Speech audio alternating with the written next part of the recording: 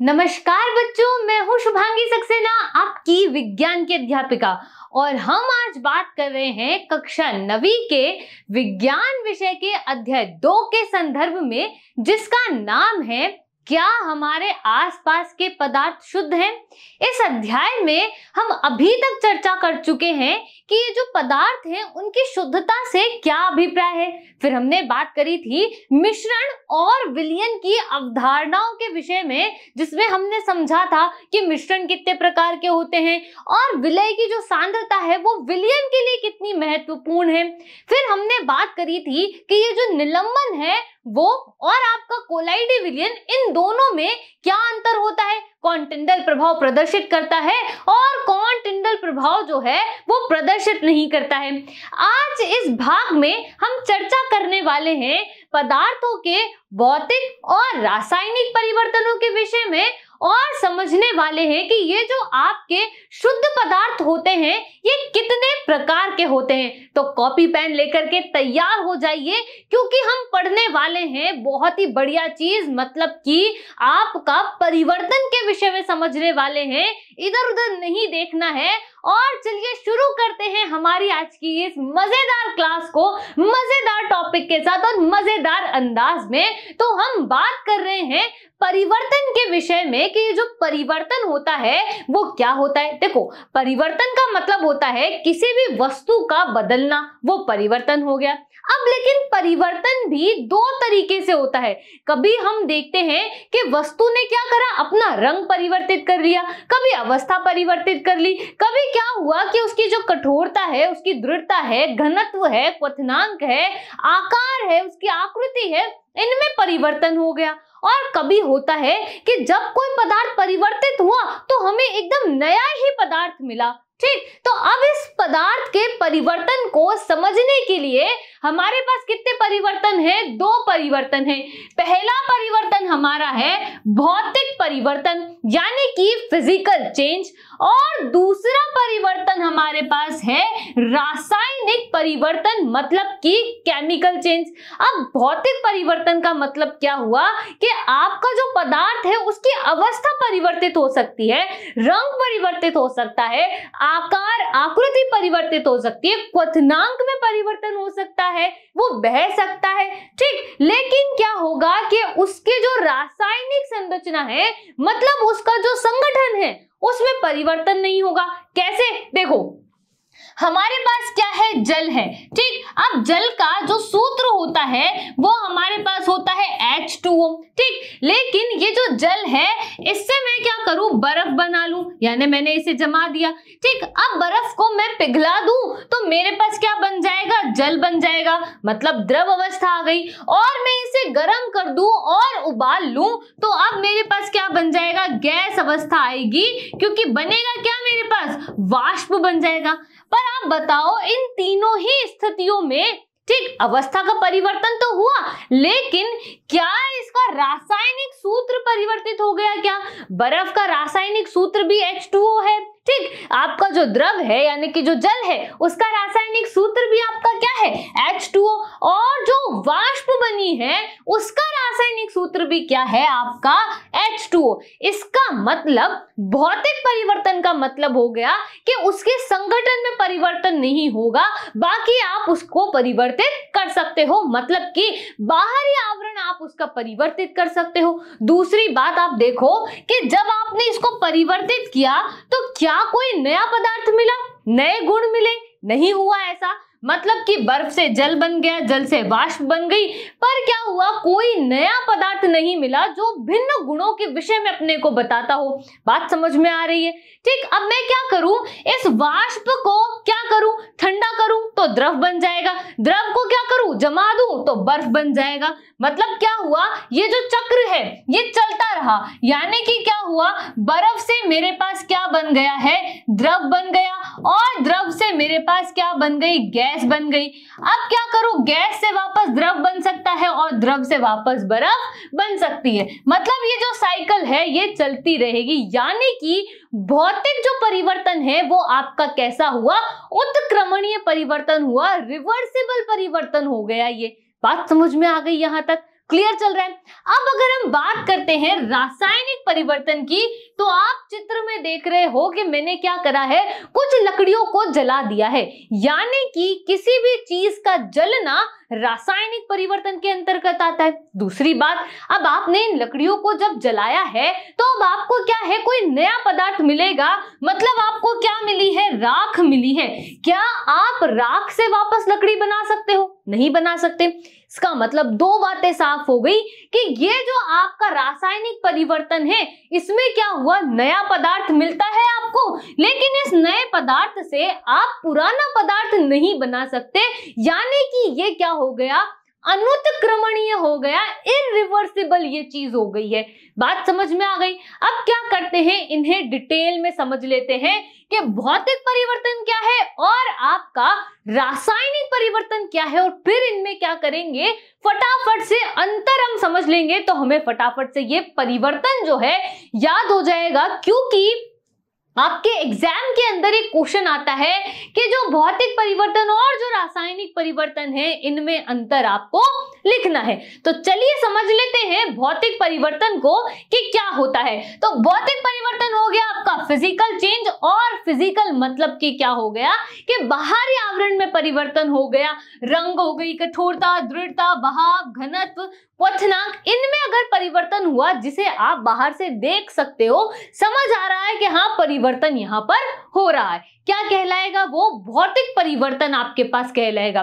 बात समझ में आ गई यहां तक? ठीक। अब इसका उदाहरण देखो कि अवस्थाओं का क्या है, अंतर रूपांतरण। यानी कि क्या होगा कि आपका जो ठोस है वो किस में परिवर्तित हो गया, द्रव में, द्रव परिवर्तित हो गया आपका गैस के अंदर। तो ये जो रूपांतरण है ये क्या है, आपका भौतिक परिवर्तन है। हमने अभी बात करी थी किसके विषय में, ये रहा आपका बिल्कुल बर्फ, जल और आपका वाष्प के विषय में बात करी। तो ये क्या है, आपका ठोस, द्रव, गैस में परिवर्तन ही तो है एक तरीके का। ठीक। तो ये क्या होता है कि इसमें आपका संगठन परिवर्तित नहीं होता। भाई सूत्र में परिवर्तन हुआ नहीं, तो बिना संगठन के, बिना आंतरिक संरचना के, बिना रासायनिक गुणों के परिवर्तन के जो परिवर्तन हो गया वो आपका क्या कहलाएगा, भौतिक परिवर्तन कहलाएगा। कौन सा परिवर्तन होगा, वो भौतिक परिवर्तन, मतलब कि फिजिकल चेंज यहां पर वो होगा। बात समझ में आ गई, क्लियर हो गया? ठीक। अब बात करते हैं केमिकल चेंज की, मतलब कि आपके रासायनिक परिवर्तन की। तो उसमें अपने को एक बात याद रखनी है कि नया पदार्थ जरूर मिलेगा जिसके गुण भी कैसे होंगे, नए गुण होंगे एक तरीके से। ठीक। अब देखो पदार्थ के भौतिक गुण तो परिवर्तित होंगे ही होंगे, ठीक, साथ में रासायनिक गुण जो है वो भी क्या होंगे, आपके परिवर्तित होंगे। तो जो परिवर्तन हुआ वो क्या परिवर्तन होगा, रासायनिक परिवर्तन वो कहलाएगा। इस परिवर्तन से आपको नए पदार्थ की प्राप्ति होती है, जैसे कि लकड़ी का जलना, मोमबत्ती का जलना। ठीक, किसी भी चीज का जलना क्या हो जाएगा, आपका क्या हो जाएगा भाई, रासायनिक परिवर्तन होगा। अच्छा, दूध से दही बना लिया मैंने, ठीक, क्या मैं दही से दूध बना सकती हूँ? नहीं बना सकती। तो जब दूध से मैंने क्या बनाया, दही बनाया, ठीक, दूध से मैंने क्या बना लिया, दही। तो दही के गुण क्या है भाई, दूध से भिन्न है कि नहीं है ना भिन्न। तो दही एक तरीके का नया पदार्थ भी बन गया जिसके गुण भी क्या है, भिन्न, और परिवर्तन भी यहाँ पर क्या हो गया है, हो गया। तो ये क्या हुआ है, आपका रासायनिक परिवर्तन हो गया, जो कि कैसा है, अनुत्क्रमणीय, वापस नहीं जा सकते हो। अगर एक बार आ गए हो तो वापस नहीं जा सकते हो। क्लियर हो गई बात? अब क्या करते हैं, फटाफट से हम क्या करते हैं, अंतर समझ लेते हैं कि दोनों में अंतर क्या होता है। तो भौतिक और रासायनिक परिवर्तनों में अंतर की बात हम कर रहे हैं। यहां पर आप देखो भौतिक परिवर्तन लिखा है और यहां रासायनिक परिवर्तन लिखा है। तो भौतिक परिवर्तन के लिए पहली बात हम कह रहे हैं कि उसके क्या होगा, रंग में परिवर्तन हो सकता है, आकार में हो सकता है, घनत्व, क्वथनांक, कठोरता, दृढ़ता, इन सब में परिवर्तन हुआ, मतलब भौतिक गुणों में परिवर्तन हुआ, तो क्या हो जाएगा, वो भौतिक परिवर्तन कहलाएगा। लेकिन रासायनिक परिवर्तन कहता है कि भौतिक के साथ साथ मेरे रासायनिक गुणों में भी परिवर्तन करो, मेरी आंतरिक संरचना में भी परिवर्तन करो, नया पदार्थ मुझे बना करके दो, तो मैं क्या कहलाऊंगा, आपका रासायनिक परिवर्तन कहलाऊंगा। मतलब अगर नया पदार्थ मुझे मिल रहा है तो क्या होगा, रासायनिक परिवर्तन। पर भौतिक ने तो ऐसी कोई बात नहीं कही नए पदार्थ के विषय में, इसका मतलब भौतिक में नया पदार्थ नहीं बनता है। फिर भौतिक परिवर्तन उत्क्रमणीय है, रिवर्सेबल है। कैसे, जैसे आपने क्या करा, स्प्रिंग ली, स्प्रिंग को आपने खींचा, बढ़िया, जैसे ही छोड़ोगे वापस अपनी अवस्था में आ जाएगा। तो क्या हुआ, उसकी जो आकृति थी खींचने पर परिवर्तित हुई, पर छोड़ते ही वापस अपनी अवस्था में आया, यानी कैसा है, उत्क्रमणीय, रिवर्सेबल है। लेकिन ये कैसा है, रासायनिक परिवर्तन कहता है मैं तो अनुत्क्रमणीय हूं, इरिवर्सेबल हूं। क्यों हूं भाई, क्योंकि मैं वापस नहीं आ सकता। दूध से दही बना सकते हैं पर दही से मैं दूध नहीं बना सकता। क्लियर हुई बात। उदाहरण से समझेंगे कि भौतिक परिवर्तन का मतलब हो गया बर्फ का पिघलना, भाई वापस जमाओगे तो जम जाएगी। मोमबत्ती का पिघलना, सब्जियों को काटना, देखो सब्जियों को अभी सिर्फ काटा है तो आकार परिवर्तित हुआ है।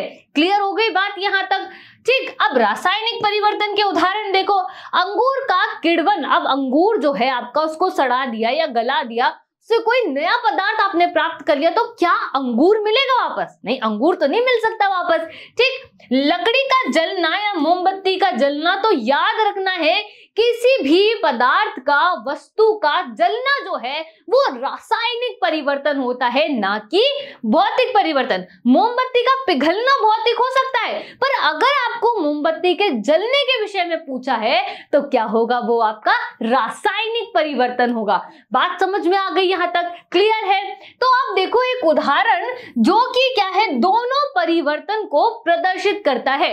कैसे, मोमबत्ती का जलना के विषय में हमसे पूछा था कि ये जो मोमबत्ती का जलना होता है ये दोनों परिवर्तन प्रदर्शित करता है, समझाइए कैसे। और ये एग्जाम में भी आ सकता है, तो ध्यान से समझो कि अगर भौतिक परिवर्तन के विषय में बात हो रही है तो मोमबत्ती जलने पर जो पिघल रही है, ठीक, उसको आप इस्तेमाल कर सकते हो। वो जो मोमबत्ती पिघल रही है उसको क्या कर सकते हो, वापस से मोमबत्ती बना सकते हो ना आप उससे।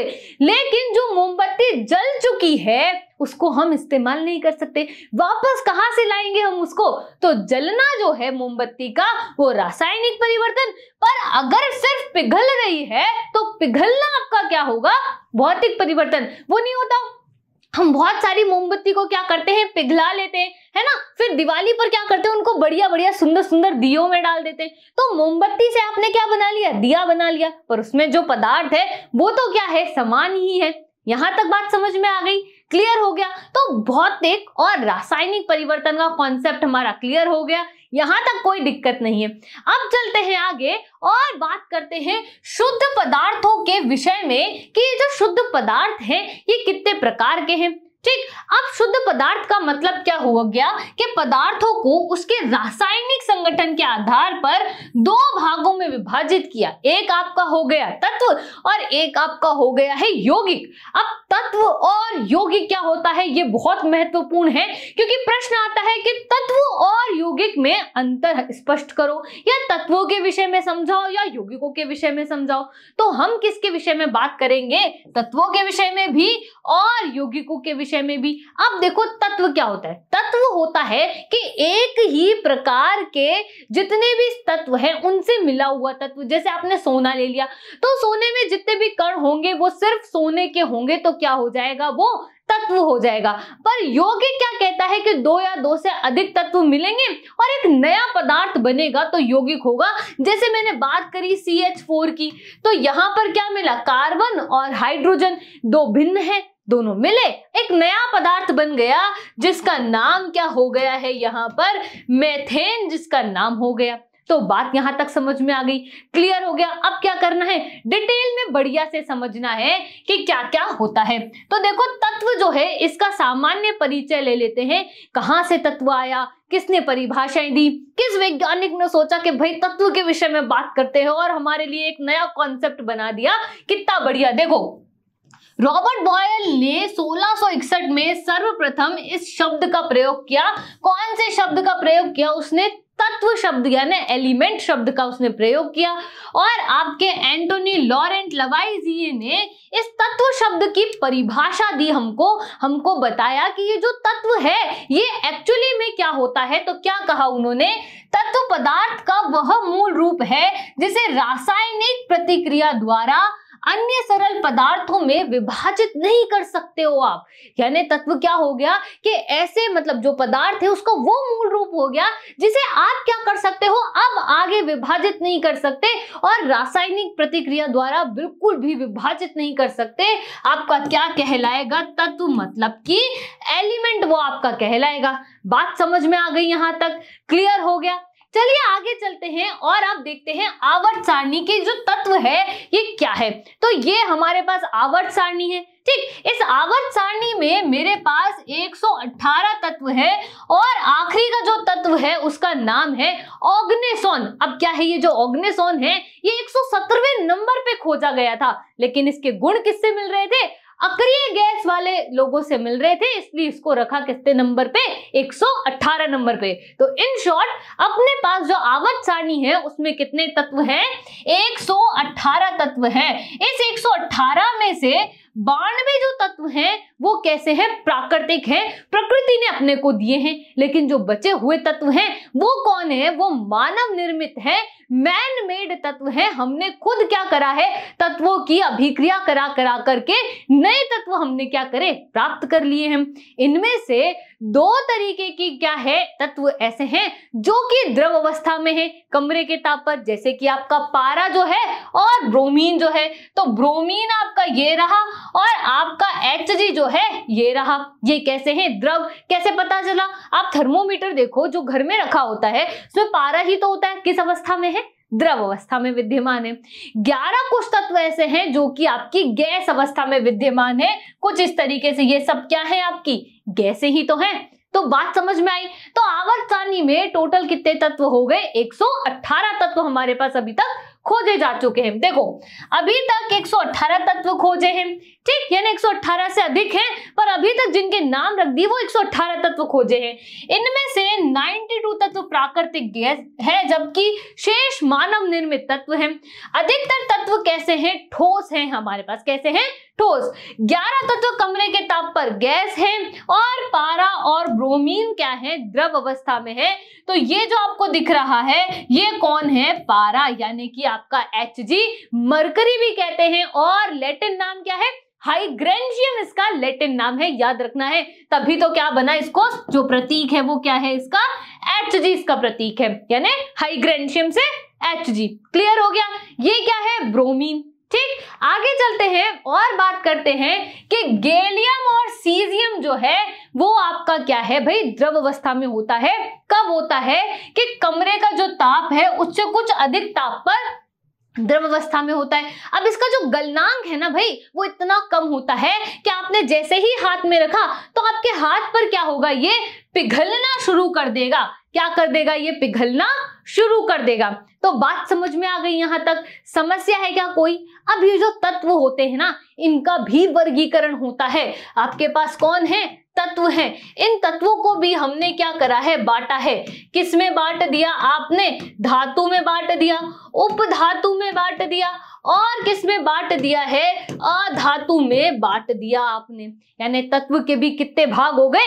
3 भाग हमारे पास यहाँ हो गए। धातु है, अधातु है और उपधातु। तो आवर्त सारणी की सहायता से पहले समझ लेते हैं। देखो इसको कलर में मैंने इसीलिए बनाया है ताकि बढ़िया समझ में आ जाए। अब यहाँ पर आपको ये जो दिख रहा है ऑरेंज और येलो कलर, ये आपका क्या है? ये आपकी कौन है भाई? धातु है ये। ठीक, कौन है ये? धातु। ठीक, अब चलो आगे।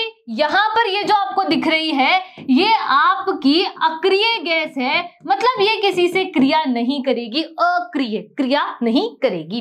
ठीक, अब अधातु और धातु के मध्य में जो है ये जो आपको दिख रहा है ये, ठीक, ये कौन है आपका? ये है आपका उपधातु, मेटलॉइड जिसको आप कहते हो। और फिर आपका क्या है? अधातु। तो ये जो आपको दिख रही है ये क्या है? आपकी अधातु है। क्या है ये? अधातु। ये जो पिंक कलर की है ये आप जो आपकी बड़ी कक्षाएं हैं उनमें आप समझोगे कि ये क्या है? आपके संक्रमण तत्व हैं। कौन से तत्व हैं ये? संक्रमण तत्व हैं। ठीक, और ये जो सीरीज आपको दिख रही है ये लेंथेनाइड आपकी श्रृंखला है।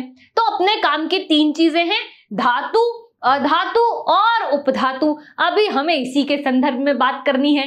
तो अब क्या करें, देखो तत्व जो है 3 तरीके की बातों में विभक्त है, धातु हो गया, अधातु हो गया और उपधातु।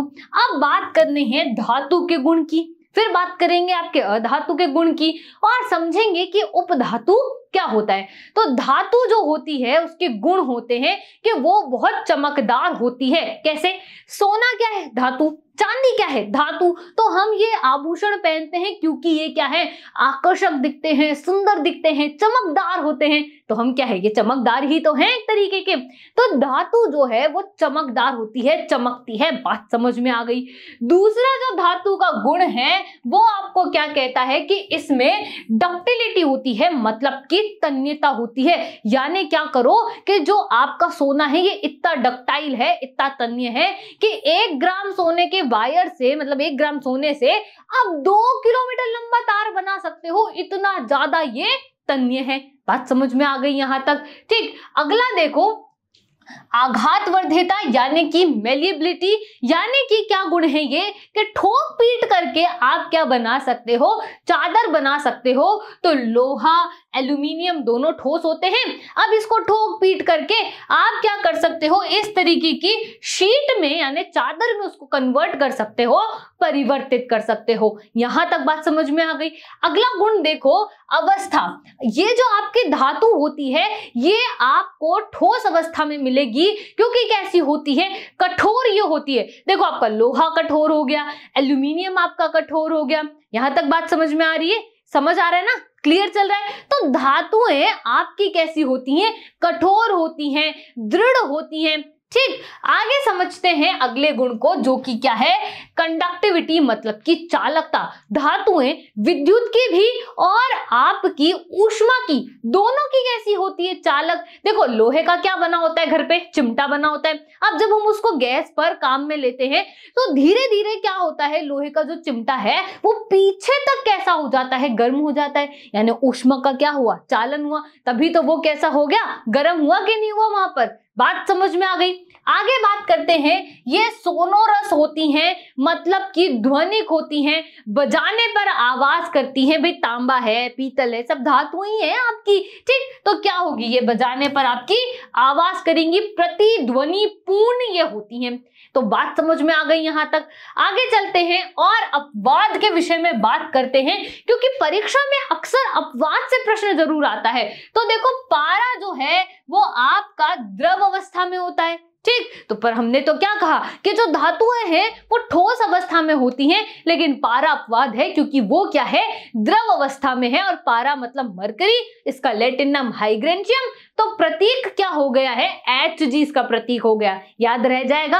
आगे हमने क्या बोला कि भैया तो ठोस होती है ना, लोहा आपका ठोस, एल्यूमिनियम आपका ठोस, यही तो हमने कहा आपसे।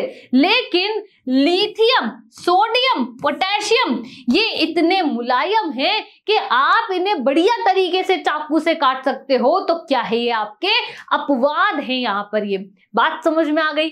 आगे चलते हैं और आप समझते हैं अधातु मानी नॉन मेटल्स को, जो कि कैसी होती हैं, चमक रहित होती हैं, इनमें चमक नहीं होती। जैसे हमने क्या ले लिया, कार्बन और सल्फर ले लिया। तो ये कौन है आपका कार्बन और ये कौन है आपका सल्फर। तो ना तो ये चमकदार है और ना ही ये चमकदार है, तो चमक रहित ये होते हैं।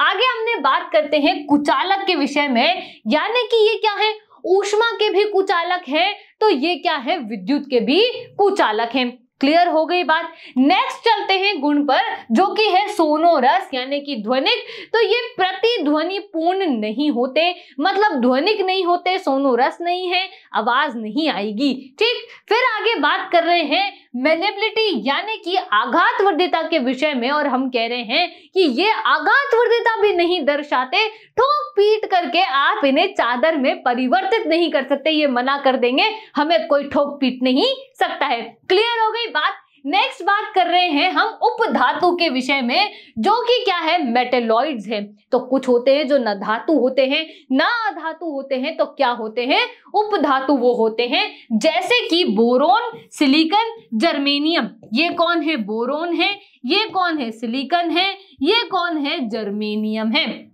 यहां तक बात समझ में आ गई। यानी जो आपका पदार्थ धातु नहीं है, जो आपका पदार्थ अधातु नहीं है, तो वो पदार्थ क्या हो जाएगा, उपधातु। क्योंकि क्या है, देखो कुछ तत्व धातु और अधातु के मध्य के गुणों को दर्शाते हैं, जो कि क्या कहलाते हैं, उपधातु कहलाते हैं। मतलब कि मेटेलॉइड्स ये कहलाते हैं। बात समझ में आ गई, आपको तत्व समझ में आ गया, आपको धातु, अधातु, उपधातु, इनके गुण समझ में आ गए, परिभाषा यहां तक समझ में आ गई। अब चलते हैं आगे और समझते हैं यौगिक के विषय में कि कंपाउंड जो है वो क्या होता है। कंपाउंड से ही समझो कि दो चीजों को मिला, कंपाउंड दो चीजों को मिला रहे हैं, नया पदार्थ बना रहे हैं। ठीक, देखो दो या दो से अधिक तत्व अपने पास हैं जो कि नियत अनुपात में मिलेंगे, यानी निश्चित अनुपात में आपको मिलेंगे, रासायनिक रूप से जिनका संयोजन होगा, और संयोजन के पश्चात जो पदार्थ आपको मिलेगा वो आपका क्या कहलाएगा, यौगिक कहलाएगा। जैसे कि उदाहरण हमने ले लिया है CH4 के विषय में। तो दो या दो से अधिक तत्व जो हैं वो मिले, इन्होंने क्या करा, क्रिया करी, रासायनिक रूप से परिवर्तन हुआ और नया पदार्थ बना लिया, जिसका नाम क्या है, आपका मेथेन, जिसका नाम है। क्लियर हो गई बात। नेक्स्ट बात कर रहे हैं एक एक्टिविटी की, यानी कि आपके पाठ्य वस्तु में एक बहुत शानदार सी एक्टिविटी दी है, जिसको अब हम यहाँ करने वाले हैं। ठीक, अब आपकी क्लास को क्या करेंगे, हम दो ग्रुप में विभाजित कर देंगे। एक ग्रुप 1 बना लेंगे, एक दूसरा ग्रुप बना लेंगे। ठीक, और इस एक्टिविटी में करना क्या है कि हमने इनको विभाजित किया, दोनों समूहों को 50 ग्राम लोहा का चूर्ण और 3 ग्राम हमने सल्फर दे दिया। दो समूह बनाए, एक को और दूसरे को, दोनों को सेम चीज दी है, 50 ग्राम लोहे का चूर्ण और 3 ग्राम हमने सल्फर दे दिया। ये रहा लोहे का चूर्ण आपका, ये रहा आपका सल्फर पाउडर। अब लेकिन काम दोनों को अलग अलग करना है, तो ग्रुप 1 जो है उसको क्या काम करना है हमारे पास, कि ग्रुप जो 1 है लोहे के चूर्ण और सल्फर पाउडर को पीस करके मिलाना है। यानी कि ये जो लोहे का चूर्ण और सल्फर पाउडर है, इसे बढ़िया तरीके से पीस लो अच्छे से और महीन कर लो और इसको मिक्स कर लो बढ़िया तरीके से। आप मिक्स करो, हम दूसरे ग्रुप को भी काम दे देते हैं।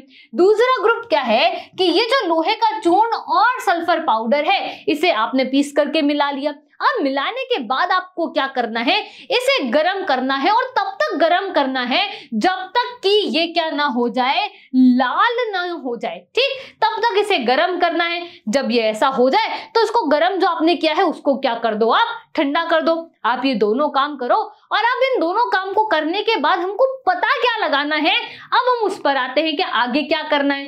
तो समूह 1 और 2 को अब करना क्या है वो समझो।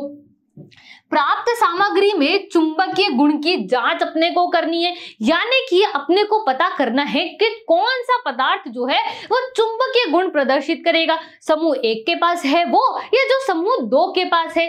दूसरा, दोनों समूह द्वारा प्राप्त सामग्री के रंग की और बनावट की अपने को तुलना करनी है। समूह 1 को जो मिश्रण मिला है या समूह 2 को जो मिश्रण मिला है, उन दोनों में क्या तो समानता है और क्या अंतर अपने पास आया है।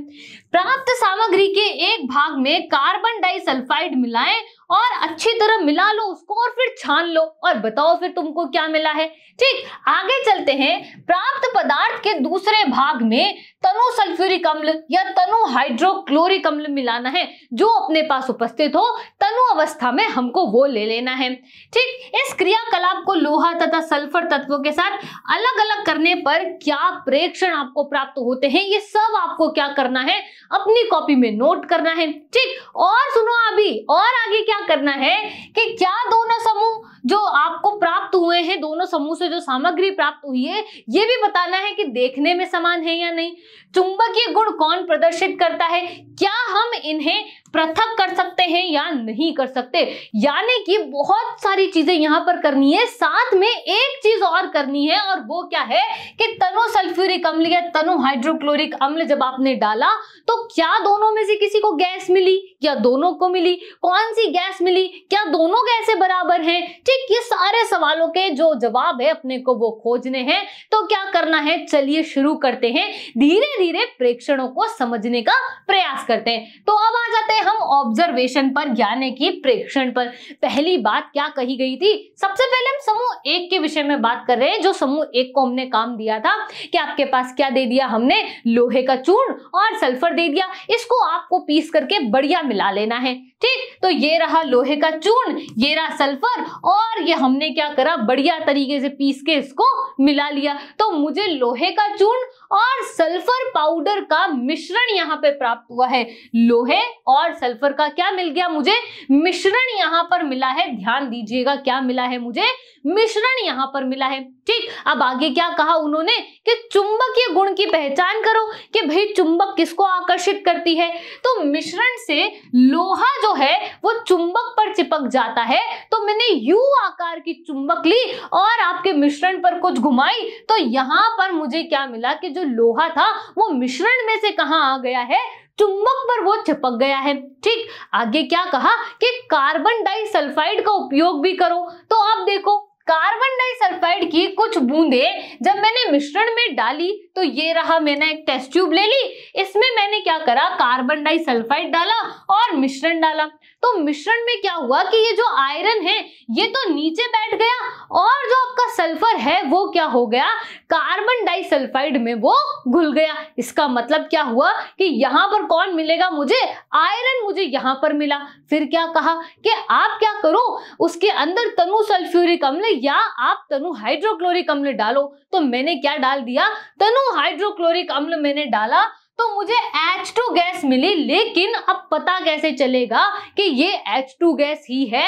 तो मैंने क्या करा कि H2 गैस प्रयोग करने के लिए या प्राप्त करने के लिए या उसको जांचने के लिए क्या करा, जैसे ही जलती हुई माचिस की तीली इस टेस्ट ट्यूब पर लेकर गई, तो मुझे किसकी आवाज सुनाई दी, फटफट की आवाज मुझे यहाँ सुनाई दी। यानी कि फटफट की ध्वनि, जिसे इंग्लिश में आप कहते हो पॉप साउंड। क्या कहते हो आप इसे, पॉप साउंड कहते हो। तो जब ये आती है तो समझ जाइएगा कि वहां पर कौन सी आपके पास गैस प्राप्त हुई है, हाइड्रोजन गैस वहां पर आपको प्राप्त हुई है। तो प्रेक्षण आप समझ गए। पहली बात आपको क्या मिला था कि आयरन और आपके सल्फर का मिश्रण आपको मिला, चुंबक से आयरन आपके पास आ गई। जब आपने कार्बन डाइसल्फाइड डाली तो जो सल्फर थी वो तो घुल गई और आयरन आपकी नीचे बैठ गई।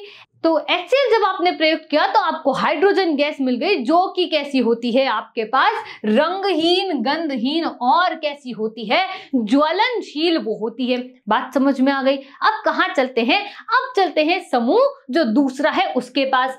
लोहे और सल्फर के मिश्रण को जब उसने गर्म करा तो उनको क्या मिला है, आयरन सल्फाइड मिला है। क्या मिल गया यहाँ पर उन्हें, आयरन सल्फाइड उन्हें मिल गया है। क्योंकि क्या किया था, रक्त तप्त गर्म कर लिया था फिर ठंडा किया था, तो क्या प्राप्त हो गया, आयरन सल्फाइड यहाँ उनको प्राप्त हो गया। अब उन्हें क्या करना था, चुंबकीय गुण जांच करनी थी। तो हमने क्या करा, चुंबक लगाया, लेकिन देखा कि चुंबक जो है वो किसी भी पदार्थ को अपनी तरफ आकर्षित नहीं कर रही है। तो यौगिक से लोहा जो है, यानी कि जो लोहा है वो चुंबक की तरफ आकर्षित नहीं हो रहा, तो पृथक नहीं कर सकते। क्योंकि हमें यहाँ क्या मिला है, आपको यहाँ यौगिक मिला है, वहां आपको याद हो तो मिश्रण आपको मिला था। याद आ गया। चलिए आगे चलते हैं और देखते हैं तीसरा काम क्या कहा था, कार्बन डाइसल्फाइड डालो और बताओ कि क्या परिवर्तन होता है। तो हमने जब डाला कार्बन डाइसल्फाइड और पदार्थ, तो आप यहाँ देख रहे हो कि कोई परिवर्तन जो है वो यहाँ पर नहीं होता है। यौगिक जो है वो ज्यों का त्यों आपके पास रहता है।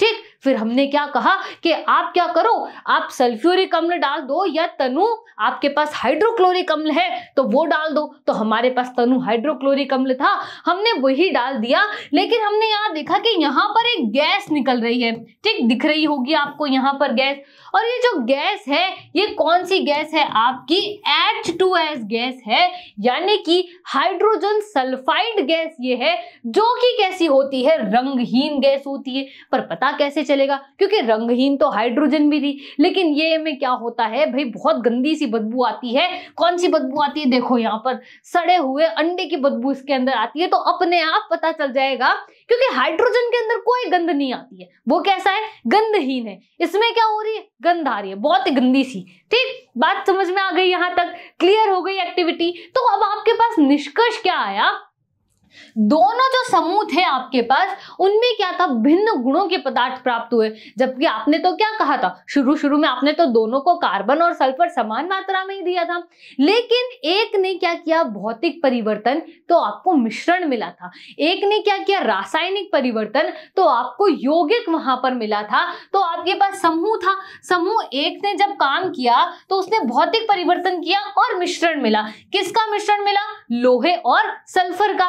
लेकिन जब समूह 2 ने काम किया तो यहां रासायनिक परिवर्तन हुआ और आपको यौगिक मिला। किस चीज का यौगिक था वो, सल्फर और आपका आयरन था, यानी लोहा था। इसने क्रिया करके आयरन सल्फाइड यहां पर बना लिया था। बात समझ में आ गई, क्लियर हो गया कि कैसे भौतिक परिवर्तन होता है और कैसे रासायनिक परिवर्तन हमारे पास होता है। अब हम चलते हैं कहां पर, आपके मिश्रण और यौगिक में अंतर समझते हैं कि मिश्रण क्या होता है और यौगिक क्या होता है।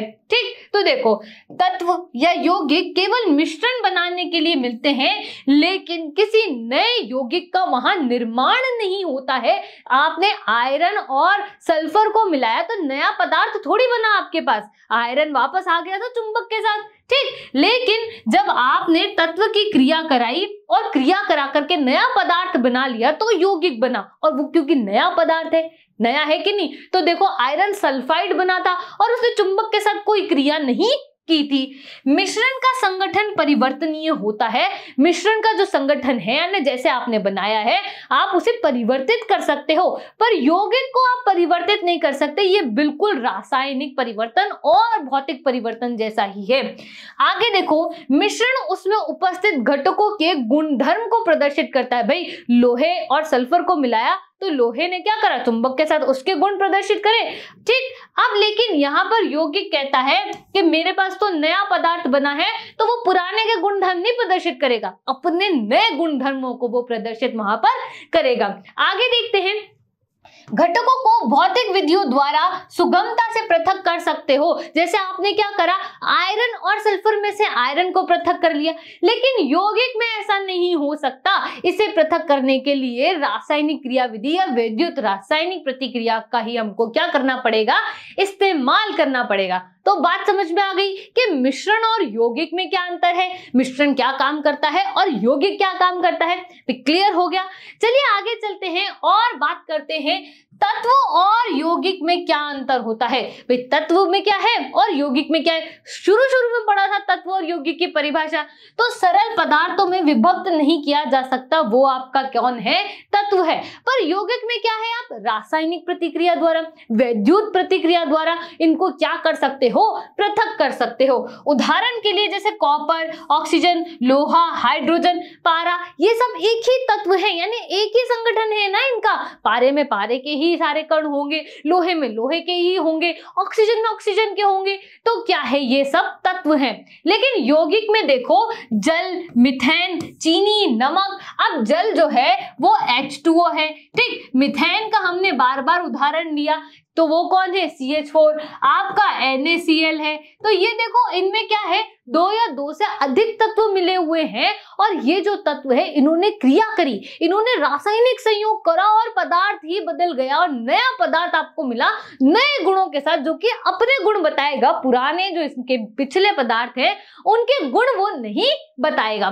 बात समझ में आ गई, क्लियर हो गया। तो इस पूरे वीडियो से हमने क्या सीख लिया, इस पूरे वीडियो से हमने सबसे पहले समझा कि भाई मिश्रण आपका क्या है और तत्व आपका क्या है और यौगिक आपका क्या है। ये जो अवधारणाएं, धातु, अधातु, उपधातु, ये सारी की सारी हमने समझ ली। फिर हमने ये भी समझ लिया कि ये जो तत्व है ये कहाँ से आए, किसने बनाए, आवर्त सारणी में किस तरीके के तत्व होते हैं। सारी बात हमने यहाँ पर क्या करी है, समझ ली, और एक बहुत बढ़िया एक्टिविटी करी, जिससे ये पता चला कि भौतिक और रासायनिक परिवर्तनों में कैसे हम अंतर करते हैं। तो कहीं अपने को जाना नहीं है, अपने को क्या करना है, फटाफट से दोहरान कर लेना है सारी चीजों का। अब क्या करना है, कॉपी पेन को आपको एक जगह रख देना है, क्योंकि हम क्या करने वाले हैं, क्विक रिवीजन हम करने वाले हैं कि इस वीडियो में हमने क्या क्या पढ़ लिया। तो देखो, सबसे पहले हमने क्या करा कि भौतिक गुणों के विषय में और रासायनिक गुणों के विषय में बात करी थी, किसके, पदार्थों के। और हमने क्या कहा कि अगर भौतिक गुणों में परिवर्तन हो, रंग में, आकार में, आकृति में, घनत्व में, क्वथनांक में, कठोरता में, दृढ़ता में, अवस्था में, तो क्या होगा, भौतिक परिवर्तन होगा। लेकिन जो रासायनिक परिवर्तन है वो कहता है कि नहीं, भौतिक के साथ साथ रासायनिक गुणों में भी परिवर्तन करो, संरचना में भी परिवर्तन कर दो आंतरिक, तो क्या होगा? रासायनिक परिवर्तन होगा। भौतिक परिवर्तन कहते हैं कि हम जो है वो कैसे हैं, नया पदार्थ नहीं बनाते और उत्क्रमणीय है,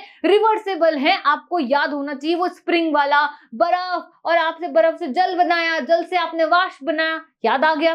लेकिन रासायनिक परिवर्तन कहते हैं एक तो हम अनुत्क्रमणीय हैं, हम इरिवर्सेबल हैं, दूध से दही याद रखना है अपने को, ठीक। और दूसरा कहते हैं कि मैं नया पदार्थ बनाऊंगा नए गुणों के साथ। क्लियर हो गई बात? उदाहरण देख लो, बर्फ का पिघलना, सब्जियों को काटना। और रासायनिक परिवर्तन का उदाहरण याद करो कि कोई भी वस्तु अगर जल रही है तो क्या होगी? आपकी रासायनिक परिवर्तन दर्शाएगी। मोमबत्ती का जलना रासायनिक हो सकता है, पर मोमबत्ती का पिघलना आपका भौतिक परिवर्तन होगा। क्लियर हो गई बात? इसके बाद हमने क्या बात करी थी? पदार्थ के विषय में बात करी थी कि जो पदार्थ हैं वो कैसे होते हैं, मिश्रण होता है और शुद्ध पदार्थ होते हैं। तो मिश्रण के विषय में हमने समझ लिया था कि मिश्रण कैसे होंगे। समांगी मिश्रण होता है, विषमांगी मिश्रण होता है। समांगी में समान संगठन होता है, विषमांगी में असमान संगठन होता है। समांगी का देखो, जल में चीनी, जल में नमक, कार्बन डाइसल्फाइड में सल्फर, जल में अल्कोहल, इस तरीके के जब मिश्रण बनते हैं तो समांगी मिश्रण। पर विषमांगी क्या होगा? बालू और नमक को मिला दो, ठीक। अब बालू नमक को मिलाओगे अलग हो जाएगा, ठीक। अब आप क्या करो, चीनी और नमक को मिला दो, लकड़ी और रेत को मिला दो। इस तरीके के जो मिश्रण है ये कैसे है? विषमांगी मिश्रण। फिर कौन आए? शुद्ध पदार्थ आए। तो जो शुद्ध पदार्थ है उनमें कौन आए? तत्व आए और यौगिक आए। और तत्व क्या है? तत्व क्या है भाई? एक तरीके के पदार्थों से बना हुआ है। यौगिक दो या दो से अधिक तत्वों से बना है, जिसका संगठन ही परिवर्तित हो जाता है, नया पदार्थ मिलता है, नए गुण वो बता देता है।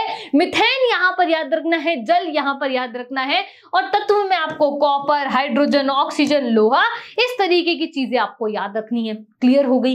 यही सब तो हमने पढ़ा था। अब क्या करें? अब लेते हैं आपका टेस्ट कि भाई आपको कितना याद हो गया, कितना इस वीडियो से आपको समझ में आया। तो कहाँ चलते हैं? चलते हैं पहले प्रश्न की तरफ। दो या दो से अधिक तत्वों के नियत अनुपात में रासायनिक तौर पर बना पदार्थ आपका क्या कहलाता है? यौगिक, मिश्रण, तत्व, उपरोक्त में से कोई नहीं। तो क्या कहलाएगा? रासायनिक तौर पर पदार्थ बन रहा है, रासायनिक संयोजन वहां हो रहा है। मिश्रण जो है उसमें ये नहीं होता है, रासायनिक संयोजन थोड़ी होता है। और तत्व तो क्या होता है? एक ही तरीके के कण, एक ही तरीके के पदार्थ से बना है। तो आंसर क्या हो गया है? विकल्प आपका अ जो है वो कैसा है? सही है, यानी यौगिक आपका उत्तर है।